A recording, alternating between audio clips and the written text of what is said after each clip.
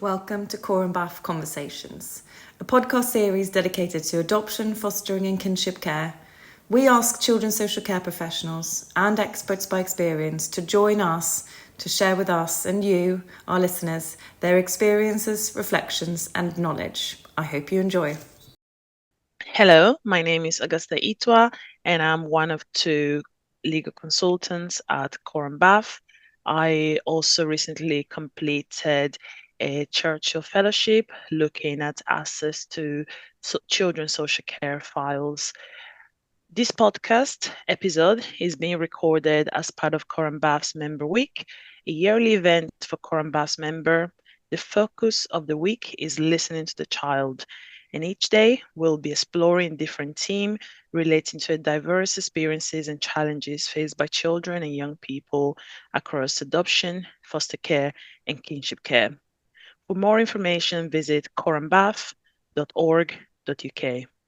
Today, I'm delighted to be talking with my colleague and job partner, Alexandra Conroy-Harris. Alexandra, would you like to introduce yourself? Hi, I'm Alexandra Conroy-Harris. I am a barrister and part-time legal consultant with CoramBAAF, job sharing with Augusta.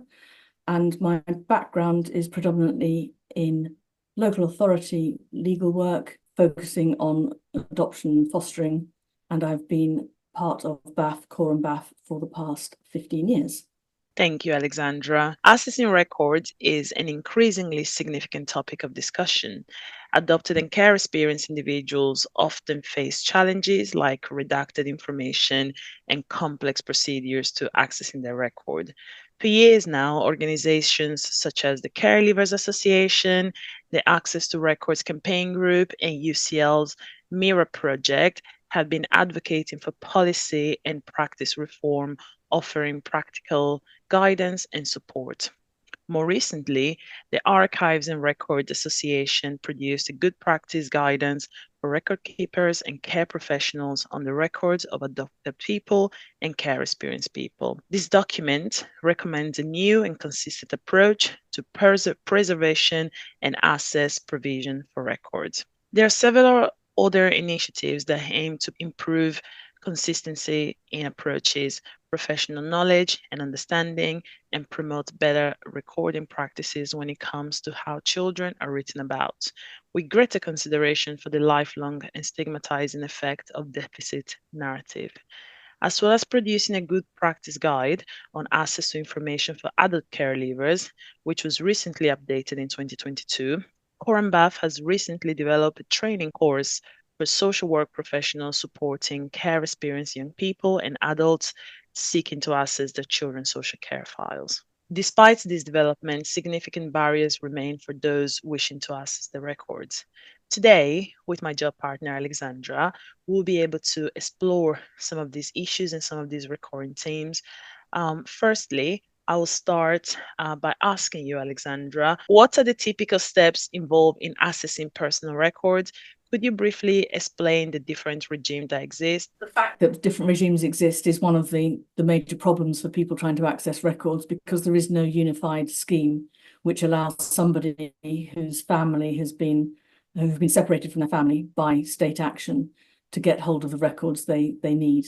And it very much depends on whether somebody was in care, so foster care, residential care, subject to care proceedings, whether they were actually subject to care proceedings, so there'll be a court file as well, whether they were adopted pre-2005 or post-2005, different regimes exist for that, and people who've just been involved with local authorities working with their families who weren't actually taken into care. So they all have different processes, different statutory regimes which dictate what they're entitled to and what local authorities may and may not disclose. So starting from the most structured and easiest to understand, I think if somebody has been adopted, there is a statutory right to information, and that right started from the 1975 Children Act, which was incorporated into the 1976 Adoption Act, just the basic right to access your original birth certificate.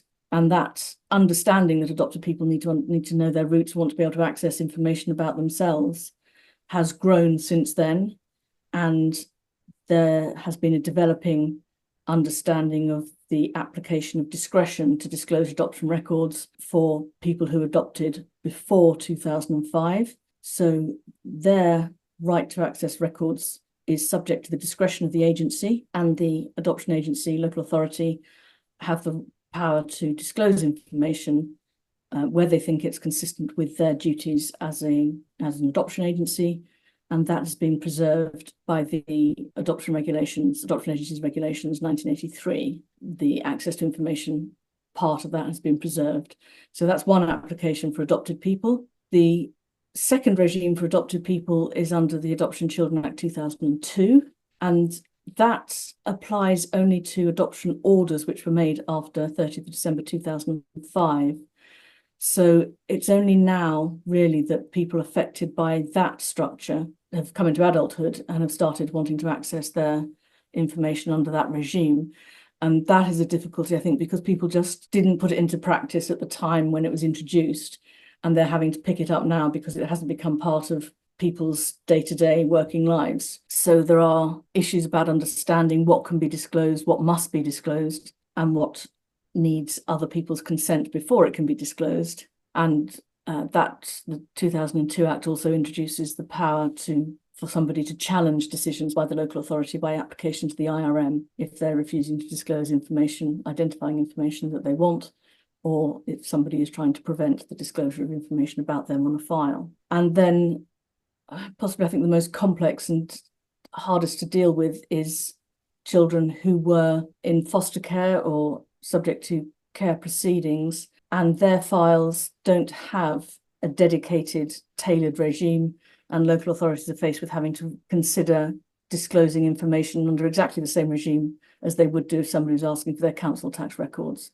So they have to look at the Data Protection Act and the GDPR, and that can be quite difficult for local authorities to apply to children's records, where a lot of the information will be about the actions of other people around them, and the extent to which they should redact that information where it is actually the children's information but concerns other people and other people's right to privacy. So that's the most difficult one to balance, I think. Absolutely. And having heard about these three different regimes, would you also say that there is a somewhat fourth regime where information is being accessed through the courts? Yes, that is a source of information.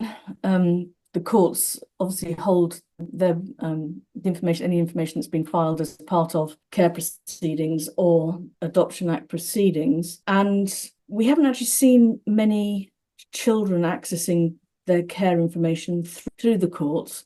Although I think technically, as all 1989 Act, Children Act care proceedings would have had the child as a party, so technically a child should be entitled to the entire file in the same way as any other party. I don't know if people have tried doing that or if that's been challenged. We haven't seen any challenges to that, but I know the courts are quite reluctant to become involved in that sort of disclosure because they're simply not set up for it. They have no support.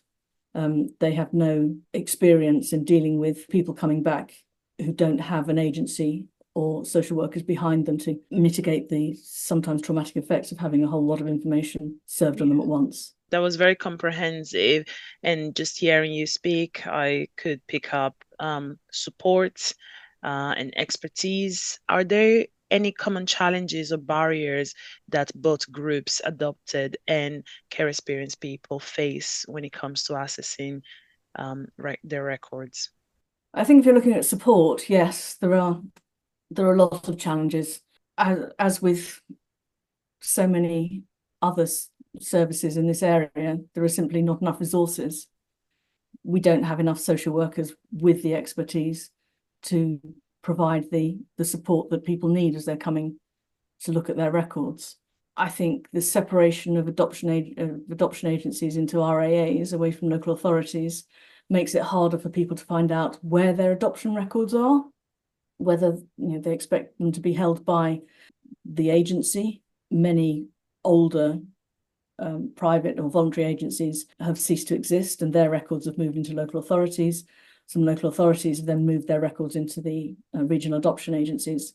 So finding the records is the first first hurdle, and then getting access to them with support is the second. Access to information pre-2005, apart from adopted people being able to access their files directly, if anybody else is trying to access information or they're trying to facilitate contact with anybody sort of across the adoption barrier, then you need to go through an intermediary service. Intermediary services are not services which local authorities have to provide. So they tend to be provided by independent agencies and there's a cost attached to them, which is a significant barrier for many people coming back to try and find out information and contact relatives across adoption pre-2005. And for care experienced people, again, you've got the expertise that was built up in local authorities in allowing access for adopted people translated, and that you often had the same social workers doing just access to care records, but that expertise has moved out into regional adoption agencies. And we've heard some rather disturbing stories of people trying to come back and get their information just being sent to the data protection officer, who treats them like any other data protection request, and they get either way too much information, detailed information without any support at all, or they get huge quantities of paperwork with big black marks throughout all of them. And that's why we have the good practice guide to try and support local authorities in providing an appropriate service. And really that does mean support, and it does mean keeping the redactions to as little as possible and treating all the information in the files wherever possible as that child's information and only redacting as appropriate. But that can be very difficult for the social workers, especially where you've got more than one child, trying to keep the information down to the person who's coming for the information and not provide them with lots of personal information about siblings, which siblings might not want shared, and building a relationship with a young person that allows you to say that they are getting the appropriate information in a supported way.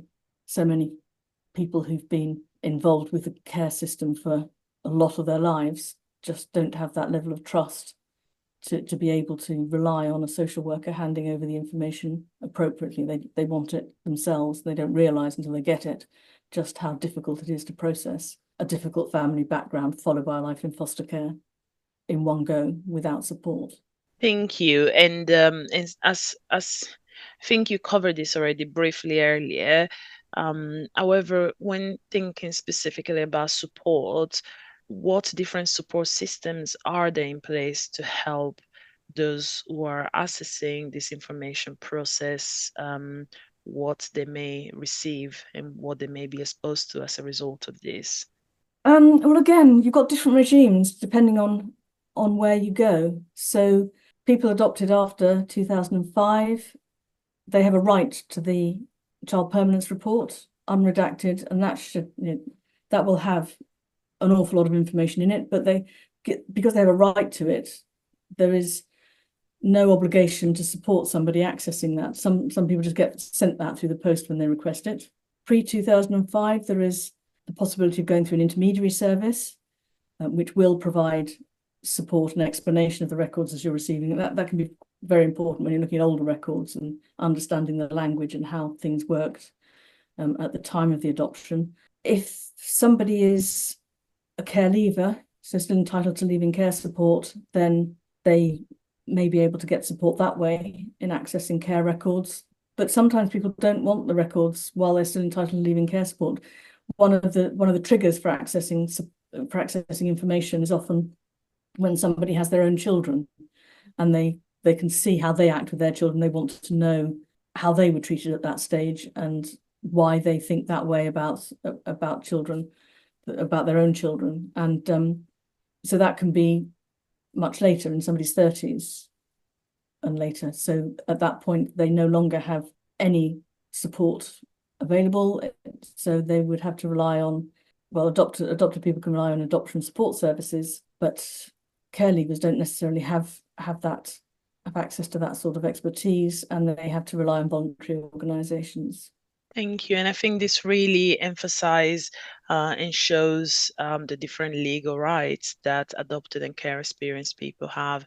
And to me, also it provides an even stronger justification why you may want a unified regime that also covers the needs of people who are still in the care system, those who are exiting the care system, and those who are accessing their records at a much later point in life and sometime in their very elderly age.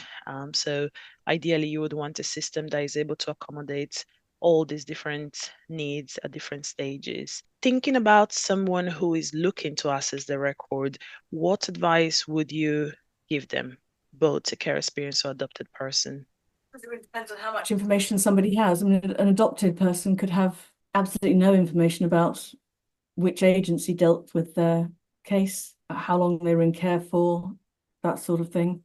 So the first thing is accessing a birth certificate for an adopted person, and that starts, sort of gives you the starting point for being able to trace which courts dealt with your adoption. The courts will be able to tell you which agency dealt with your adoption. So there's several steps to go through before you even find where the agency is and where your records might be. The Adoption Search and Reunion webpage has quite a lot of information about how to deal with that for an adopted person, and can also help in identifying where records are kept. It has some details of agencies which closed down and where to find records. So that would be the starting point if they were doing it themselves. Going to an intermediary agency is an obvious starting point, but unfortunately there aren't that many of those. There are some quite long waiting lists for access to those, and also there's a cost attached. So finding the agency or the local authority that dealt with the adoption is the best way to do it, and you start with a birth certificate. For children who've left care, hopefully they will know which local authority dealt with their case, but that's not always so, and you might have to approach several, because if people are moved around, if they're fostered in a different area from the one that was placed, you wouldn't necessarily know which local authority was responsible for your admission to care. So yeah, it's really having to approach the authorities you think were responsible for your case to start with, and seeing if they can respond. But there isn't a central register where somebody can find out if they were in care, who was a responsible authority, or where the papers are kept. And that's something which is in the long term being considered. I think it's something which needs a central register, both for court records, local authority records, and adoption records, because expecting people to have to just write to lots of different agencies or lots of different local authorities to try and discover where their papers are is not an acceptable start to a search. But unfortunately, that really is what you need to do. And again, if you don't know where your records are being kept, then I would suggest looking at one of these like the Care Leavers Association, just to help you support how you go about finding where those records are. Absolutely, thank you. And actually leads me to my next question. Along with a central register, what changes or improvement would you like to see in this area? I would like to see consistency. I think it's very unfair that people have a different level of access to records, firstly, depending on what their status was, and for adoption, whether they were adopted before or after 2005. And also we find, I think, that practice can be very variable for care leavers as well as for adopted people, because there is this level of having to apply discretion about the level of redaction of records. And I think people get very different services depending on which authorities or agencies they approach. So a consistent, one unified structure for allowing people to access their records, and for local authorities and agencies applying their discretion and redacting records if necessary before providing them, I think would be fairer for everybody, rather than this piecemeal approach that's been taken as we go along. I think it needs to be brought together, because Yeah. if people don't, people end up relying, especially adopted people. There's some very it's a bit of a wild west out there. If you get on the internet, there are agencies who calling themselves agencies or calling themselves support work, people who offer to help you find information or help you find relatives, which are not always able to do so in the best interest of the person seeking the information. So having a reliable, consistent service that provides the same service to everybody and provides an appropriate service to everybody would be something which I really think needs to be considered and looked at. Perhaps also in the context of a unified regime and a central register and a central way to access support. So there is one potential independent body that you can approach that then triggers all of this, if we were in Wonderland, of course. That's a lovely idea. And the closer we can get to that, the better. But again, it's different parts of the system are making steps towards that. I know the courts are looking at trying to get information about where their records are being held, because courts are being closed down and records are being moved to different areas and different courts. And I know internally they're looking at how they can find, just trace their records where they will have gone, so that there's one place which holds that information.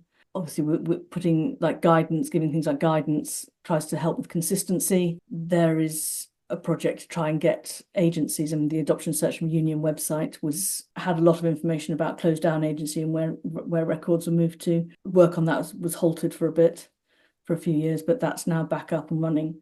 And there are agencies which try and keep that information together, but you're starting from a fragmented system trying to address the problem within their system. So if you could have some sort of umbrella organisation, that would be ideal. But again, you're talking about resources. Everything in this field, you end up talking about resources, and where they're focused. And definitely what I've learned so far is also how important it is to have a multi-layered approach. So whilst trying to seek this change at a higher level, there is definitely more that can be done from a day-to-day perspective when it comes to redaction and third-party information and things as such. However, that in itself is not going to be sufficient to solve the problem, so to say, and to bring a consistent approach. But we need to all keep trying to do different things and moving towards a direction. And definitely there's been also a lot of research that has been done in this area, looking at participatory record keeping and the ownership of the information, especially when it comes to children's social care files, and trying to bring a more equitable way of balancing the rights of organization and those of who the records belong to. But also, especially when it comes to the Data Protection Act and the GDPR and children's social care files, I think guidance, tailored and clear guidance from the ICO would be very welcome in the interim, whilst we all dream about a unified regime. And also, perhaps this could be a topic for review for the Law Commission. I would be very interested to hear your thoughts on that. Yes, I think as far as the Information Commissioner's Office is concerned, when we all went through a lot of training when the GDPR was introduced, and I think there's an element to which people working in local authorities were scared. They were given a lot of information about how important it was to protect information, and that doesn't fit very well with trying to give out information to care experienced people. So I think there needs to be something concrete that balances that, to allow a more sensible approach, because you see some of the files that are disclosed and they are just pages and pages of black, and that's got to be soul destroying for somebody who wants to know what happened to them, just see pages of information they're not allowed access to. And I think most of the time when you go to the Information Commissioner's Office, they're quite keen on fighting back against this idea that everything's closing down. Yeah. They're not trying to restrict it. They're trying to restrict access to information where it's appropriate. But I think there is a feeling that they do. So when you get guidance from the ICO, it's usually quite in favour of people having as much information as is appropriate. And that's often wider than people working in local authorities think. So if they were able to produce some guidelines specifically aimed at care experienced people, that would be really helpful. Yeah, in the absence of that, what you risk is that people interpret legal provisions and data protection laws in a more restrictive manner than perhaps the Information Commission Office would be keen to interpret it. Yeah, I think they do. And the Law Commission, yes, if they have space to consider unifying the regimes and dealing with data protection in one place, there's a small acknowledgement that things are different in that the Data Protection Act and the GDPR have a specific exclusion for access to records, access to adoption records. That doesn't fall within the DPA regime, but often, again, that's used to it's just the subject access provisions which are closed off because there's an alternative regime under the Adoption Acts. Yes, looking at all situations in which people who've been through the care system in one way or another can get access to their records and unifying it would be something that I think the Law Commission are probably the only people who could do that. I think it's something we have, certainly BAAF have suggested in the past. It hasn't made it into their project list yet, but I think we will be looking to submit another suggestion in the next round to consider it. Absolutely. And in the interim, would you, because at the moment data protection laws exclude adoption records, would a third regime specifically applying to children's social care files that sit along the existing two in relation to adoption records just create more confusion, or would that be already progress from where we are at now in lieu of a unified regime? I think there'll be an opportunity to take the best aspects of each. So the guidance on how to apply discretion would be useful to apply to every situation. A statutory obligation to apply discretion rather than just following the interpretation of the Data Protection Act would be helpful, just so you've got similarities as much as possible across the different structures, so that people get the same level of information, and ideally as much information as possible, whichever background they come from when they try to access the information. And obviously some of that, looking at different regimes across the world, how other jurisdictions address access to information, and taking the positives from other areas, I'm sure would help in trying to get the best of practice from anywhere you see it, and applying it to everybody consistently. Also because there is still a cohort of children, young people who would have entered both the adoption system and the care system, and a solution that still has different regime will still see them having to apply to different agencies and different bodies to be able to obtain a unified and coherent narrative about their time in care or their pathway to adoption. Yes, and it would be quite possible for somebody to have had care proceedings, so they will have court files containing a lot of information about them and their background.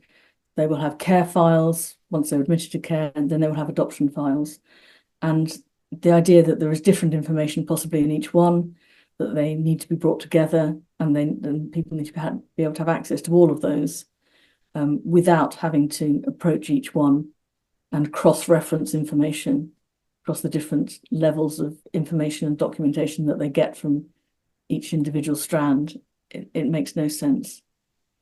So something that would support that being done in one place, one access regime, and the same information given out from each, I think will make an enormous difference to people who just want to see what happened to them, and to be able to follow that through without having to cross-reference documents and try and work out which name from one set of documents applies to which blacked out bit in another set.